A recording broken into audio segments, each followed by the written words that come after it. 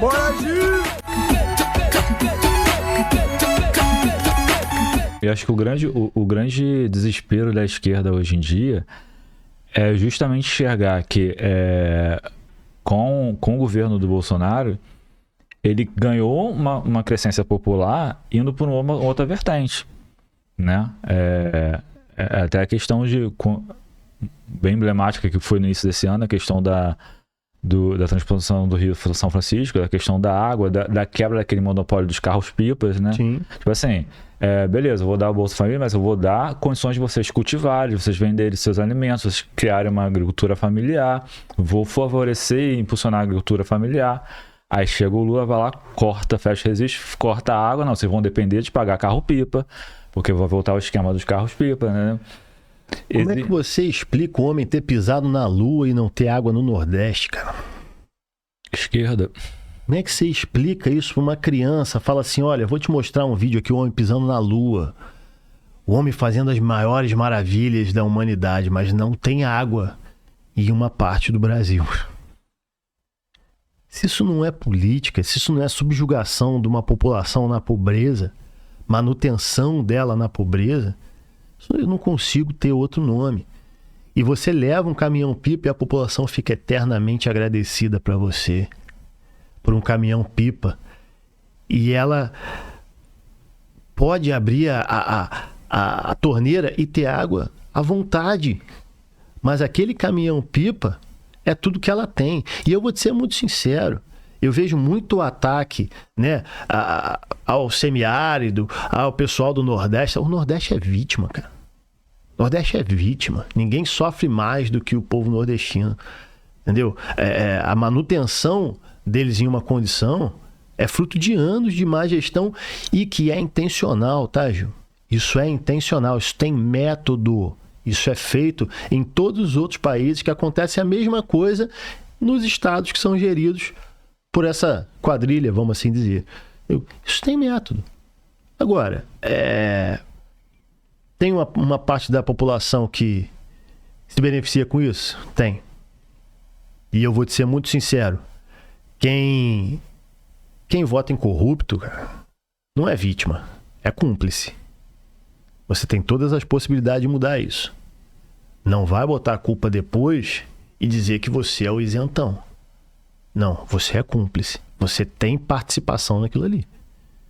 Até nos dias de hoje, que as coisas são mais escrachadas, né? Explícito, não tem como você falar que foi enganado. Então tem muita gente hoje que tá falando, não, pô, mas tá o Lula fazendo errado, mas até dezembro tava fazendo L, né?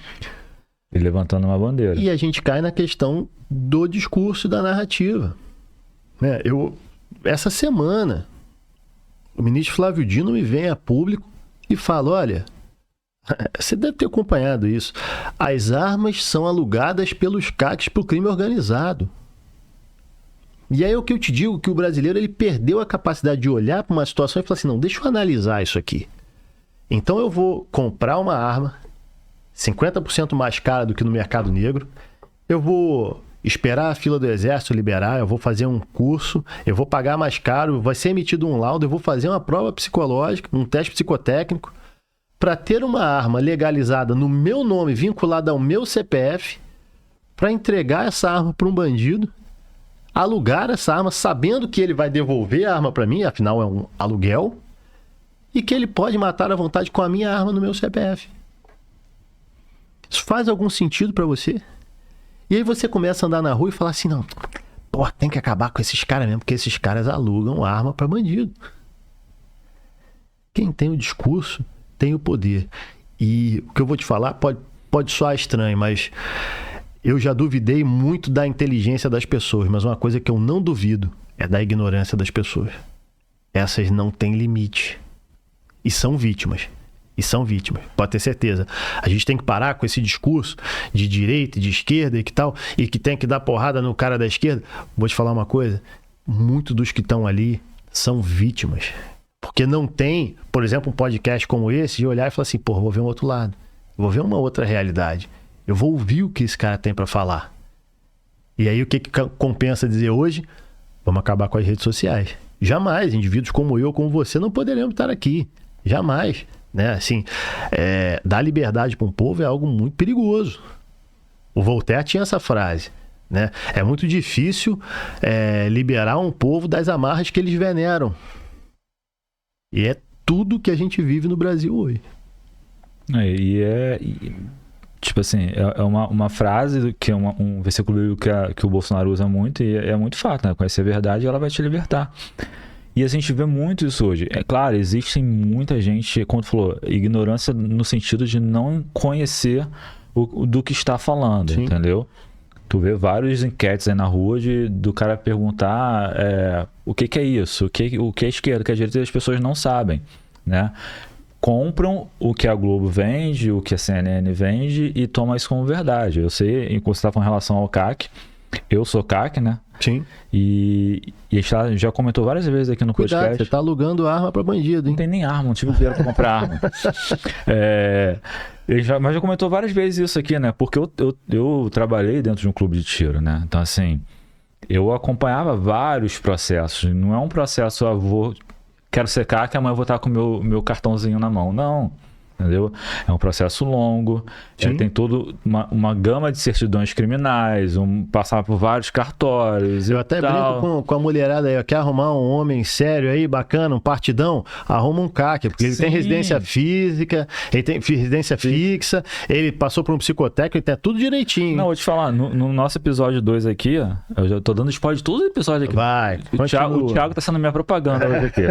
Ele tá dando gancho pra todos os episódios. Mas no episódio 2 a gente comentou sobre isso, né, com a Júlia Félix, que é atiradora esportiva e tal, e a gente comentou até de um caso, de um cara que ele não conseguiu tirar o CAC dele porque ele tinha pensão alimentícia aberto. Então, assim, não é uma coisa tão fácil e nem tão barata pra pessoa chegar, como tu falou, se queimar por conta disso. Entendeu? Qual é o discurso? Você não come armas. Olha o tamanho dessa demagogia. Você não come armas. Por que você quer saber de juros? Você não come juros. E aí, a gente entra numa coisa muito maior do que isso. A esquerda se apoderou de alguns discursos como se só ela tivesse legitimidade de falar sobre isso. Vou te dar um exemplo. Pauta do racismo. Quem, em sã consciência, é contra a igualdade de direitos e de condições entre todos? Pauta do feminismo. Quem, em sã consciência, é contra subjugar mulheres e tal? Ninguém é. Todo mundo é a favor que a mulher ocupe os espaços na sociedade, que todos ocupam o mesmo lugar. Mas hoje, se você falar sobre qualquer coisa, não. Só eles detêm. Então, qual é o senso comum? Armas matam. Pô, se eu tô com a minha família aqui, tô com a minha esposa, tô com o meu filho aqui, entra alguém armado aqui, e eu, o inativo, tô com a minha arma, o inativo.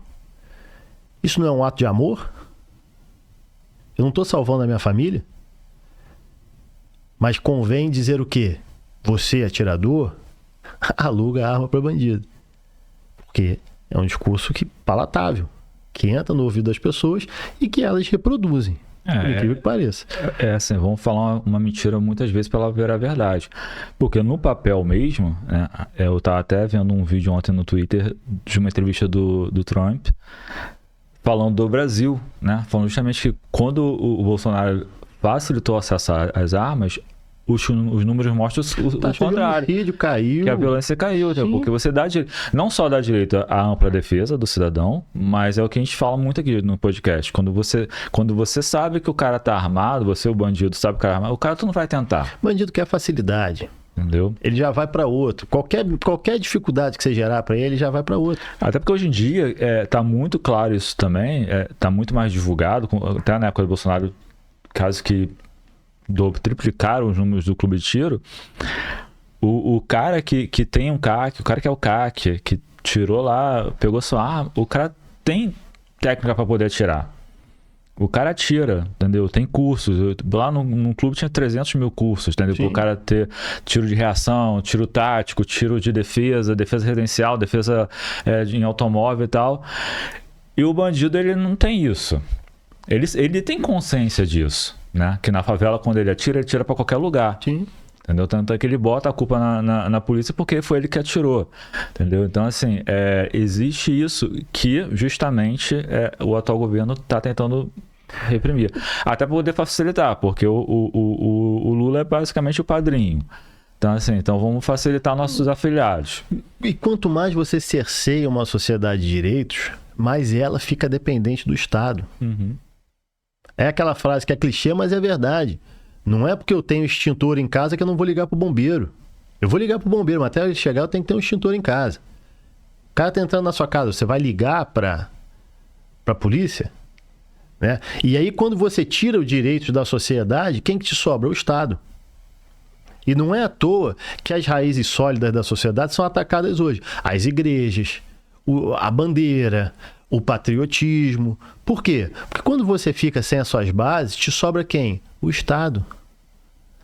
Hoje eu vejo frases incentivando, inclusive, se rebelar contra pai e mãe. Não, quem sabe da sua vida não é o seu pai e a sua mãe, é o seu professor da escola.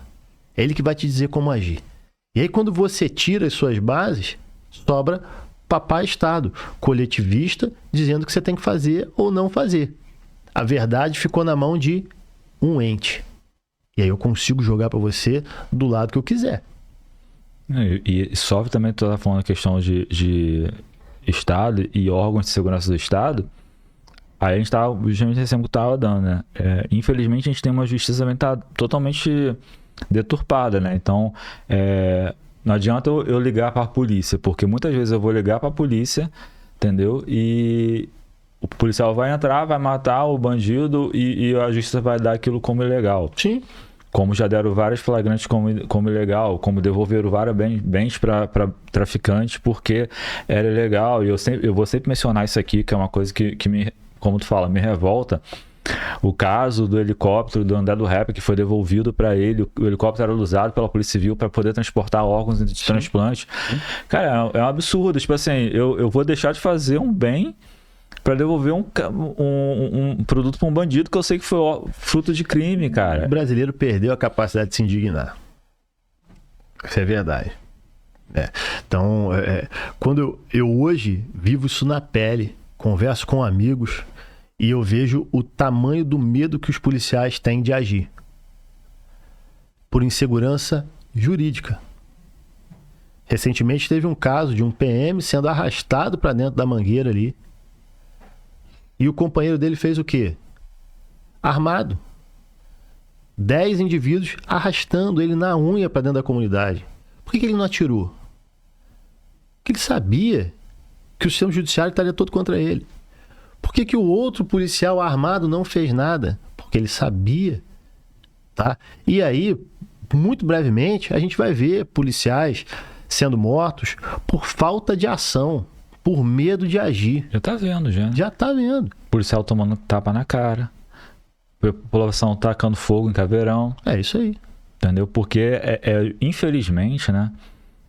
O celular, ele tá pro bem e tá pro mal. Então, o policial dentro da comunidade, ele sofre muito com isso. Sim.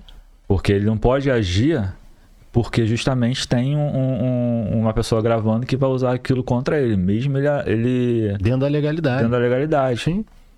E às vezes, você até vê agentes de segurança tendo que agir de forma até errada, vamos dizer assim, um politicamente errado, mas para poder defender a própria vida, entendeu? Sim. Não vou citar nomes, não vou citar quem me falou, não vou citar nada, mas eu vi um caso essa semana de uma execução de uma favela que o policial estava usando uma arma não da corporação, mas de maior poder ofensivo, que se comparava um pouquinho mais com dos traficantes, né? E a pessoa tava falando, pô, ele tava atirando e o outro tava indo atrás resgatando a cápsula. Claro! Né? Porque ele não vai atirar com a arma dele contra o armamento dos traficantes, entendeu? E se ele tá atirando com aquilo ali para se defender, para poder completar a operação, se pegarem eles, acabou. O grande problema hoje é a discrepância do discurso. Eu não tenho o menor problema de se cobrar legalidade dos policiais. O meu grande problema hoje é não se cobrar a ilegalidade do crime. Essa balança está um pouco pendente para um lado só. E o Brasil é um dos poucos países onde o paciente está morrendo e a culpa é da quimioterapia, não do câncer. Vamos matar o câncer. Quimioterapia é uma das formas de se tratar.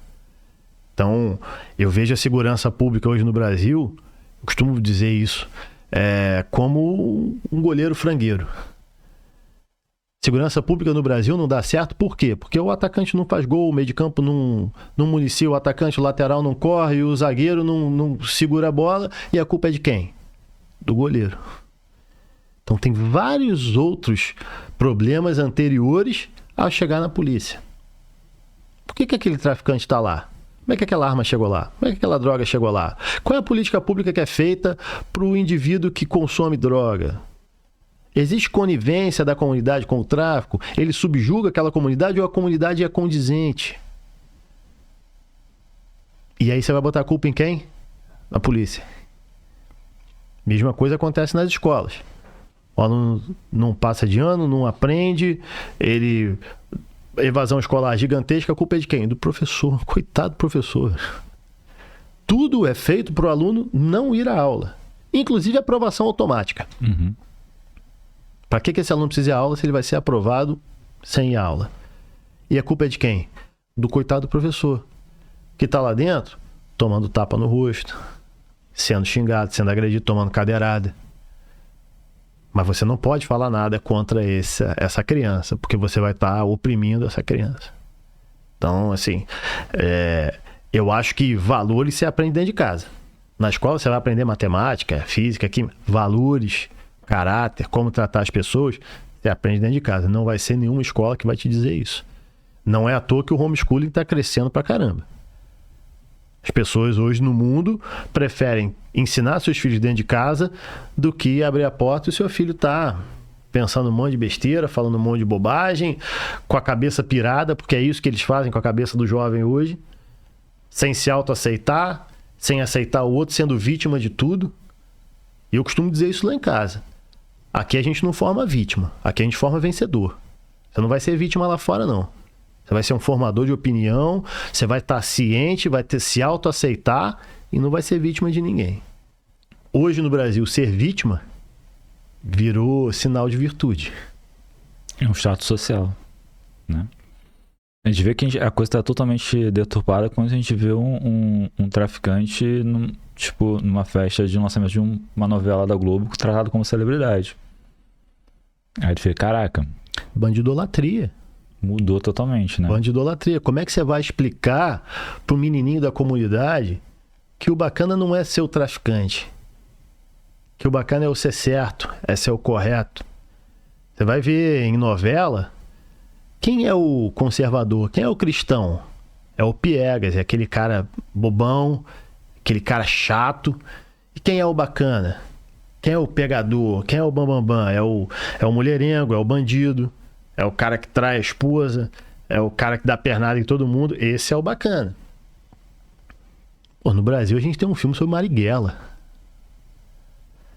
O cara fez uma cartilha de como matar policiais.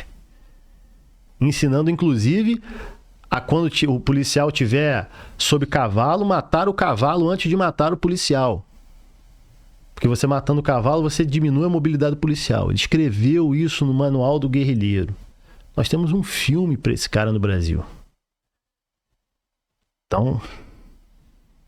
E que foi bem ovacionado, vamos dizer assim, né? Bem... não perdi meu tempo para ver, não. Mas... Não vale a pena, né? E assim, com toda essa tua veia política e também toda essa sua opinião forte, já recebeu convite ou pensa em ingressar de fato na vida política? Então, por que eu emito opiniões às vezes um pouco polêmicas? Eu me sinto... Todas as vezes que eu abro minhas redes sociais, eu vejo a mesma frase. Eu falo, você fala o que a gente não tem coragem de falar. Uhum. Então, eu acho que é muita pretensão minha ir para veia política, sabe? Assim, hoje não é uma coisa que eu pense. Eu acho que é uma honra muito grande, mas hoje eu penso principalmente em ser uma voz e dar uma sobrevida a essas pessoas que falam, olha, eu não tenho coragem de falar isso, mas eu penso igualzinho você. Tem gente que manda mensagem para mim e fala assim, dá uma opinião sobre isso, por favor. para que eu tenha uma opinião formada e eu possa debater com os meus amigos. Olha a responsabilidade disso. Né? Então, assim, eu me sinto como uma voz de muita gente que tá calada, sem nenhuma presunção de coisas que eu escuto, mas eu acho que é um passo a se pensar, mas que ainda não é factível ainda não me lançar na política, não. Tá num futuro, né? Quem sabe? Vamos ver o que quem comanda a minha vida do início ao fim é Deus. E mudando, vamos deixar o papo um pouquinho mais leve. Eu queria que tu falasse um pouquinho da tua vida espiritual agora, né? Sim. Como foi a tua conversão? Eu sei que você era um jovem mais ativo, tocava em barzinho. Sim. E como foi essa tua virada de chave do Thiago Hermida que é hoje? Então, eu sempre fui um cara cristão, católico especificamente. Eu nasci num lar católico. A minha mãe é ministra da Eucaristia até. E desde muito novinho eu ia à igreja, né? E na verdade eu digo sempre que eu tive 2 conversões. A minha primeira, que eu estava naquele ambiente tal, mas depois que eu fiquei mais velho, eu me fazia algumas perguntas que eu não tinha respostas naquela religião ali, né? Não especificamente católica, poderia ser qualquer outra, mas eu buscava algumas respostas e eu me vi num momento onde eu, já homem formado, maduro, precisava ter um conforto que a espiritualidade reserva aos seus. E eu não tinha muitas das respostas. E minha conversão teve muito a ver com a música. Eu comecei a ir em locais... Como é que Deus age com a gente, né? Ele te atrai para onde ele sabe que você gosta. Foi ele que te criou. Então ele vai te atrair para aquilo. Em um determinado momento eu falo isso, às vezes as pessoas não acreditam, viu? Eu estava numa igreja, fui por conta da música, amigos em comum, e de repente um pastor falou assim: olha, se você quer assumir o chamado do Senhor Jesus, levanta a sua mão. Eu te digo com a mais absoluta certeza, não fui eu que levantei a mão. Eu não fiz esse movimento cognitivamente. Quando eu vi, eu estava lá na frente e chorando enlouquecidamente. E te digo mais, isso acontece corriqueiramente. Tem sido rotina na minha vida. A partir daquele momento, eu parei de ver um Jesus epistemológico, que está lá longe, que não está perto de mim. Passei a ver um Jesus aqui, presente, tudo que a gente faz. E é impressionante como as coisas acontecem. Às vezes eu tô sem dinheiro, tô preocupado, chego em casa, falo pra minha esposa: pô, amor, as contas não vão fechar esse mês, não. Pô, vamos orar. Ela: calma, Thiago, calma. Alguma coisa vai acontecer com uma resposta. O cara te liga e fala: ó, tem uma situação aqui que pingou um dinheiro, eu tava te devendo. Então, nem lembrava que o cara tava te devendo. Ó, tem um serviço aqui, pô, dá uma aula pra gente, dá uma palestra aqui, assim, pô. As pessoas podem chamar isso de acaso. Eu prefiro chamar isso de providência divina. Outro dia, eu no carro, comecei a chorar igual um maluco. Pô, liguei pra minha esposa, falei: ó, Deus mandou dizer isso. E não é papo de maluco, não é papo de pastor, não é papo de católico, não é papo de nada. Pra mim ele é muito real. Vamos fazer isso. E a nossa vida vai melhorar em tal ponto, assim. Não é papo de carola, não. É objetivo. Ele tá aqui do meu lado, tá me dizendo isso. Vamos fazer isso. Fizemos. Nossa vida fez isso aqui, ó.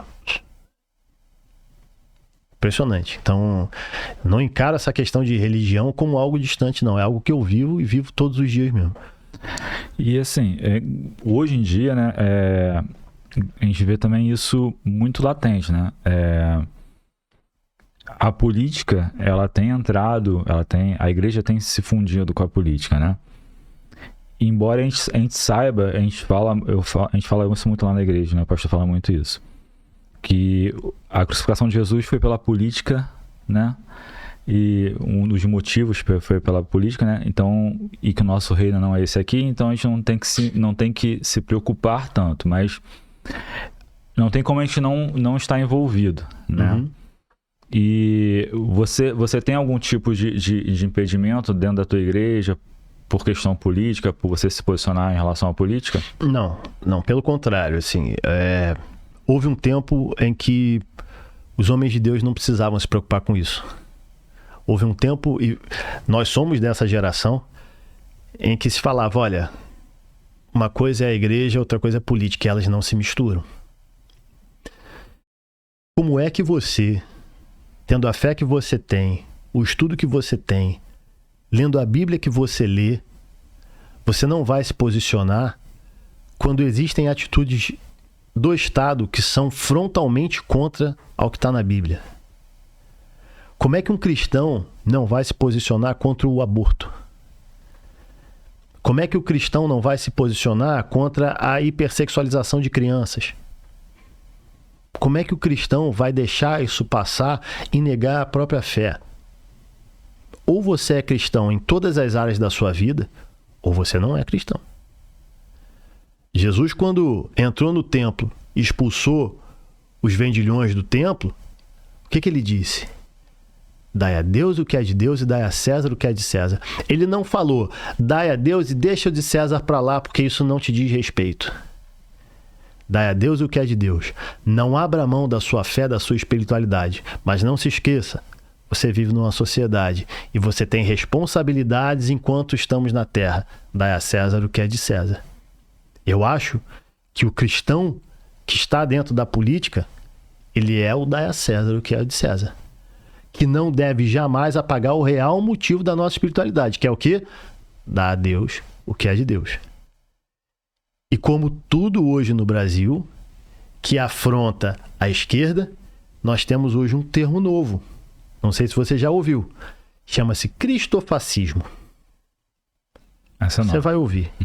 Então, todos aqueles que são ligados a alguma religião e que não têm a mesma opinião dominante de hoje, você é um cristofascista. Às vezes eu fico imaginando Jesus olhando lá de cima, olhando pra gente, falando assim, cara, não foi nada disso que eu fui aí. Eu fui aí e vocês não prestaram atenção no que eu falei. Não é nada disso. Então, não tenha dúvida, Ju, que a gente vai sofrer ataques como nunca antes. Porque tudo aquilo que afronta a liberdade e afronta o discurso dominante hoje em dia está sendo atacado. Volto a dizer, família, rede social, liberdade, e as igrejas vão nessa. E quando você fala em se posicionar, não só se posicionar, porque a gente vê muito essa questão dessa agenda política progressista sendo estão tentando impor pra gente, né? Mas a gente está entrando numa vertente, principalmente agora, desde 2023, está entrando numa vertente que é justamente de uma perseguição mais velada, algumas vezes não tão velada, e que a gente tem que se posicionar, e alguns que estão já caminhando mais à frente, Silas Malafaia, André Valadão, já estão tomando as foiçadas, né? Mas tu vê projetos tipo, proibindo Bíblia, proibindo termos, proibindo... Uma coisa que não me foge à mente, que inclusive eu acompanho muito, você deve acompanhar também, que é o Nicolas, né? Uhum. Que tem uma palestra maravilhosa falando sobre o cristão e a política. E ele fala até sobre esse projeto justamente que estão querendo lançar aí, que é da normatização das redes sociais.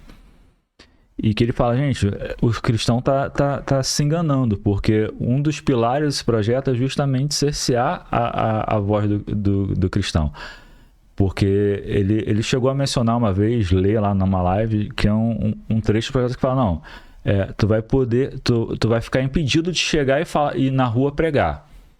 Porque vai ser preconceito, vai ser Sim. homofobia, gordofobia, pretofobia, tudo fobia.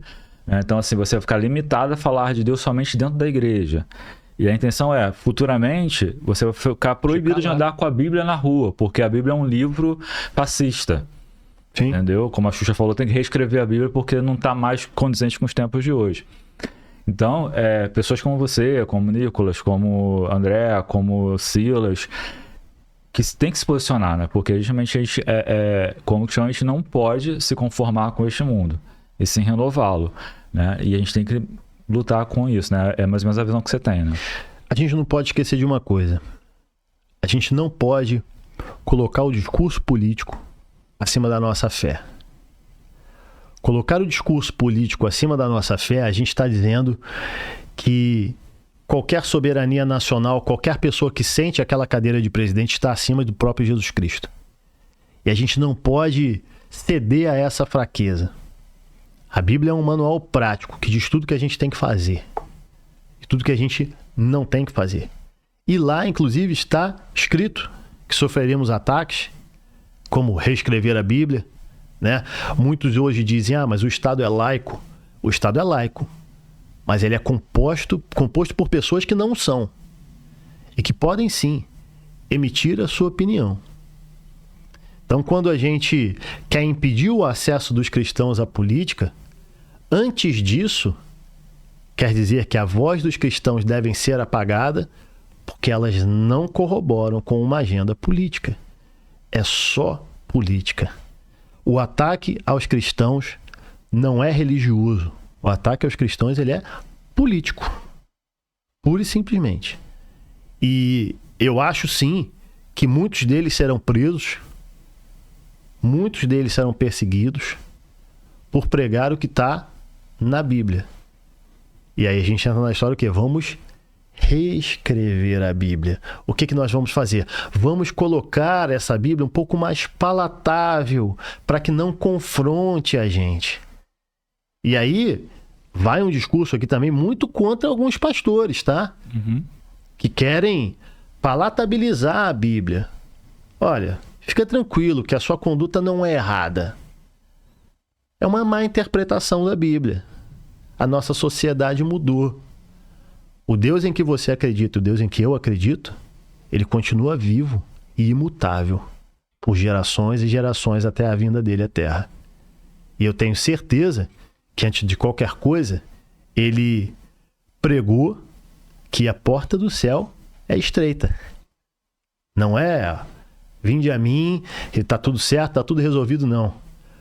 O que ele disse para a mulher? Olha, vá e não peque mais. Tua fé te salvou.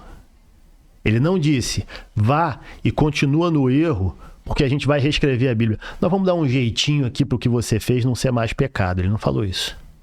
Vá e não peques mais. Tua fé te salvou. Ele disse 3 coisas. Eu te amo, eu te perdoo, mas você precisa mudar. Exatamente. E o arrependimento genuíno que gera a mudança, né? Não só o externo, né? Como Exatamente. Paulo fala também lá em Romanos. Tiago, a gente está indo para o final do nosso bate-papo. Deve estar quase umas 4 horas. Não, nem sei aqui, a gente fica aqui até amanhã. Quando o bate-papo é bom. Quando eu tiver na fase das lives, eu vou te chamar de novo. A gente começa uma live 11 horas da noite e vai até 6 horas da manhã. Que aí vai ser mais fácil. Mas eu queria finalizar que você falasse quem é o Thiago Hermida. Que você falasse sobre o Thiago Hermida, pai, esposo, dentro da igreja, família, filho. Fala um pouquinho quem é o Thiago Hermida. O Thiago Hermida é um cara que veio de uma família católica, que tem um profundo respeito pelo que é verdadeiro e sólido na sociedade. E aí eu tô falando de valores, de família, de religião, mas que é um cara que todos os dias tá aberto a conversas e de ouvir todos os lados. E antes de qualquer coisa, eu sou um cara que eu gosto de emitir as opiniões que as pessoas me falam. E eu acho um crime sem tamanho uma pessoa pensar algo e não poder dizer. Seja a opinião que for. E eu acredito que esse Thiago Hermida traz muito do que ele foi a vida inteira, né? Me perguntam, você é isso, você é aquilo, todo momento querem me rotular de alguma coisa. Ou bom ou ruim. Você é conservador, você é liberal, você é fascista, você é opressor, você é não sei o quê. Não, cara. Sou um cara que emite hoje, aos 41 anos de idade, o que a minha mãe me passou com 3 anos de idade. E aí, às vezes, a atual geração fala assim, não foi isso que eu aprendi. mas pode ser que esse cara esteja certo. E quando você chega tatuado, de piercing e tal, com um discurso, o cara olha pra você e fala assim, pode ser que tenha uma outra saída, pode ser que tenha um outro lado. É bacana, sim, respeitar a esposa. É bacana, sim, ser um cara correto, ser um cara educado. É bacana, sim, existe um outro lado. E eu não preciso ser um bobão, como me pregam, como falam que eu devo ser. É bom que, como tá falando da aparência, você quebra esse estereótipo que a própria mídia tenta impor, né? Do crente Caxias, do crente fechado, né? E isso aí acaba também quebrando barreiras para você chegar e alcançar algumas pessoas, né? Pelo jeito. Sim, e eu fico muito feliz com isso. Muito das pessoas falarem, poxa, eu jamais achei que eu pudesse fazer isso. Jamais achei que eu pudesse sair. O nosso Deus é um Deus de liberdade, cara. Ele é um Deus que nos salvou pela cruz. Então, eu por obrigação, eu não posso ser um cristão triste, fechado, ranzinza, dando patada em todo mundo. Não foi isso que o meu Deus me ensinou. Ele não morreu para isso, né? E mais do que isso, ele não morreu escondidinho, fechadinho, ó, vem aqui no seu quarto que eu vou morrer aqui por você. Ele morreu publicamente. Então eu tenho obrigação de professá-lo publicamente. O que não me dá o direito de desrespeitar as pessoas em nome da minha fé.